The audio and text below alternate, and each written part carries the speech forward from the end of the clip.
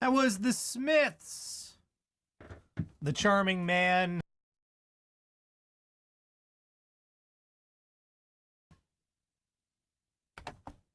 The Smiths, as we all know, they consisted of Johnny Marr, Andy Rourke, and Mike Joyce, and no one else. There was no one else in the Smiths. That's it. No one else. No one else was in the Smiths. Some Dorkly in there. You should go like and subscribe to them. They make funny stuff, obviously, as you just saw. They're on YouTube. Go check them out. Split Ends. I got you. Queen. I Want It All. Started with that movie chick. Her Netflix Christmas retrospective. That was her final bit there. But hey, she's got more stuff coming. She has got more stuff in her archive. And you can go check her stuff out on YouTube. I suggest you do. She's very talented. It's cool finding more people doing this stuff.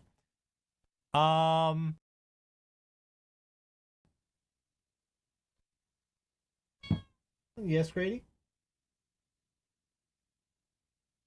Okay, Grady was in the Smiths. That's it. That's who else was in the scripts in the Smiths. It was Johnny Marr, Andy Rourke, Mike Joyce, and Grady. That was who was in the Smiths. That's who I was forgetting. Thank you. So, did you write Girlfriend in a Coma? Was that you? I like that song. That's a good song. Did you do that one? Okay. He has no comment.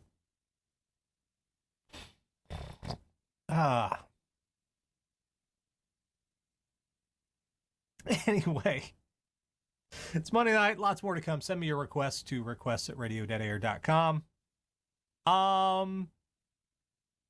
So, Punisher. This is the second to last Netflix Marvel series. The last one, I believe, is, well, it's still shooting, Jessica Jones season, but this is the second to last one you're going to see on Netflix. And I really did like the first season of The Punisher. That was fairly well done. So I was like, okay, let's check this one out.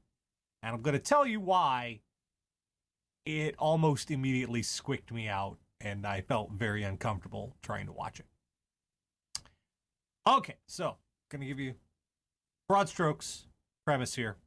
Frank, now just wandering, driving around America, nothing better to do, free and clear, stops at a bar in Michigan and gets real friendly with the bartender, and it's like, oh, I like you a lot. Okay, that's cool. Let's fuck. Okay. And my recaps are good. And he runs into like this college age girl who is like really kind of twitchy and standoffish. And then a whole bunch of military commandos show up in a bar in Michigan to kill this college age girl. Well, Frank is having none of it because that's just kind of bullshit. So he whoops their ass, and there's a whole big bar fight, and there's 13 people, and Frank kills them all. And then, because they were after this girl, right? So Frank takes the girl with him, and they book it. And Frank wants to know why they're after her, but she's kind of lying and stuff to him. But he doesn't really want to let that go because they shot the bartender that Frank was stooping. So, Frank takes the girl with him. Very adamant she's not allowed to leave. Then they get a motel room. And this is where everything starts feeling bad. Like, really bad. Again, this is a college age girl, but actually slightly younger than college age. And how old is the actor who plays the Punisher? How old is Jon Bernthal? How old is he? 42. He's 42 years old. God, he looks so much older than 42. Man's had a hard life. Anyway, 42 years old.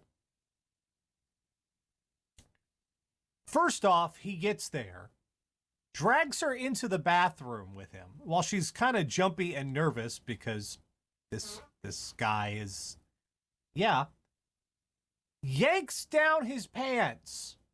We get the full moon treatment and has her pull a bullet out of his ass.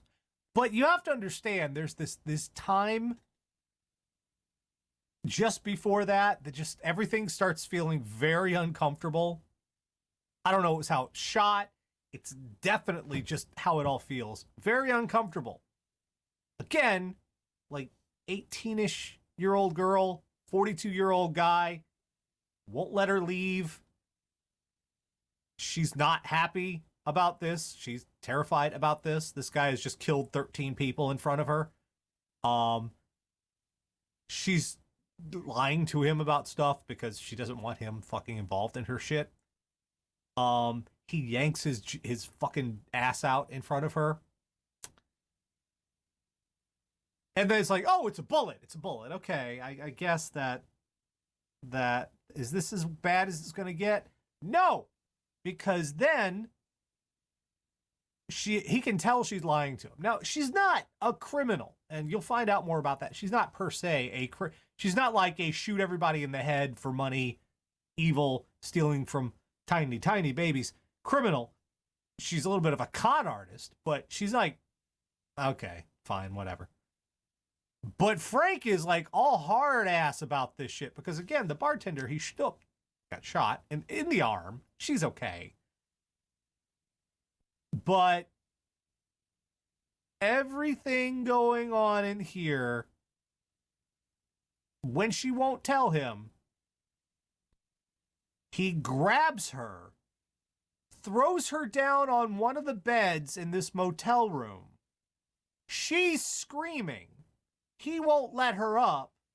And now I'm sitting there.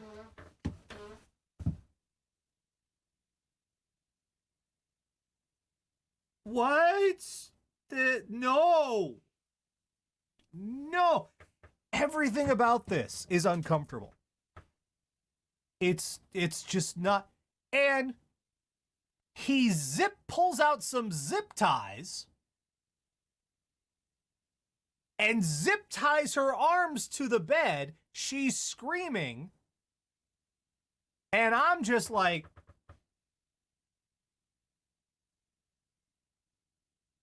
I don't want to be in this episode. Who thought this was good? There were many ways you could tell this story. There were many ways you could express this to an audience. Why the fuck did you choose this?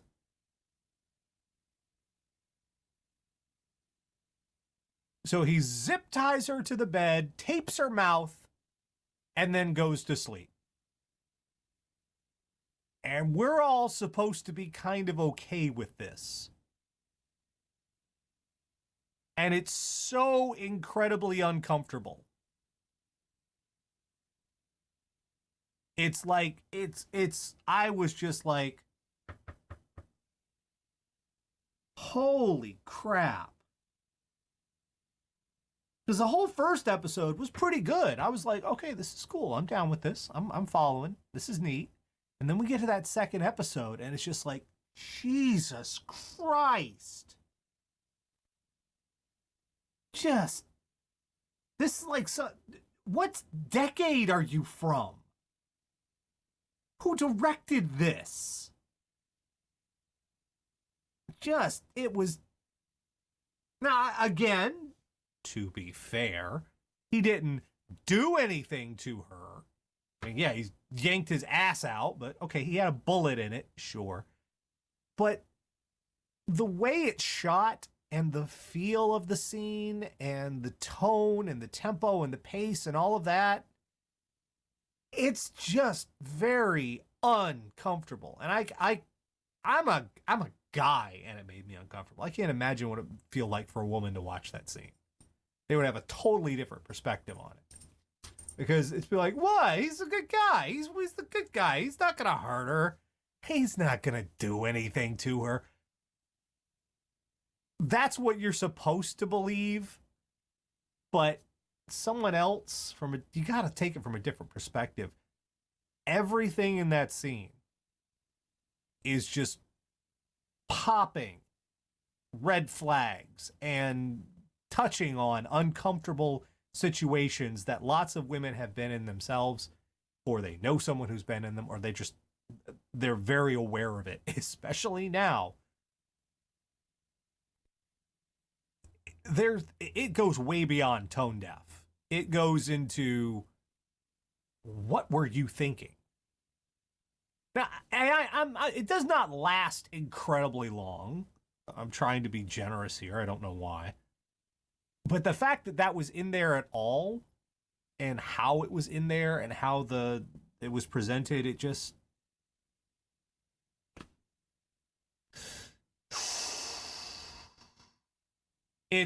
I don't know what happened in that one. I kept watching. I got beyond that, and every other episode feels very different than that one. Some violence and stuff, but they don't try anything like that again.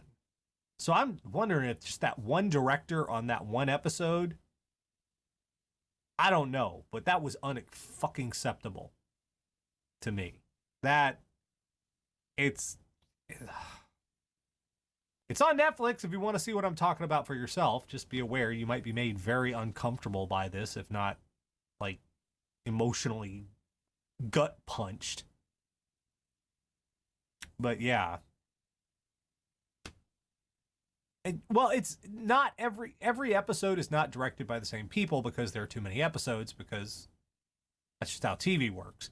I have to check and see. Yeah, but it was it really, I'm a little kind of glad maybe Disney is going to be taking over this stuff, because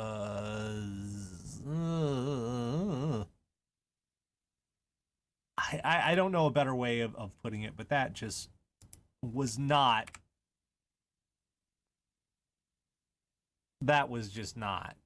So, hey, if you were thinking about watching it, there's a heads up for you. Episode 2, there you go. Be aware of it. In any event, it wasn't a pleasant experience. And I know it's not supposed to be a pleasant experience. It's The Punisher. There's a difference between The Punisher and potentially putting people in situations that could take them back to nasty events in their own lives, and it's supposed to be done by the protagonist, and I just nah,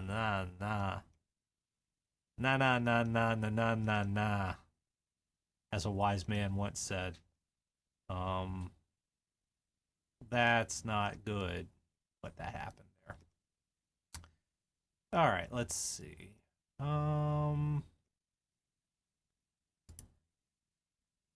And now for something completely different. Oh boy. Yeah, let's do this one.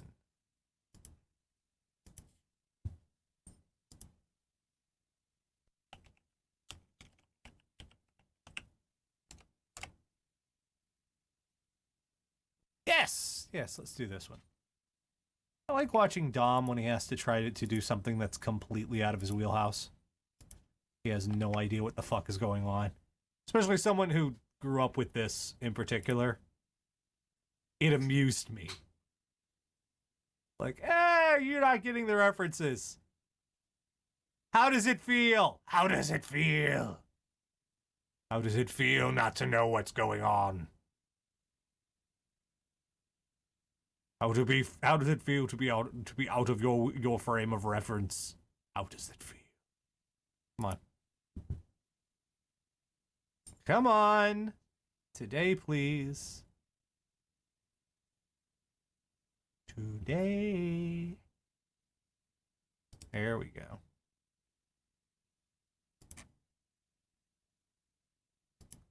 There we go.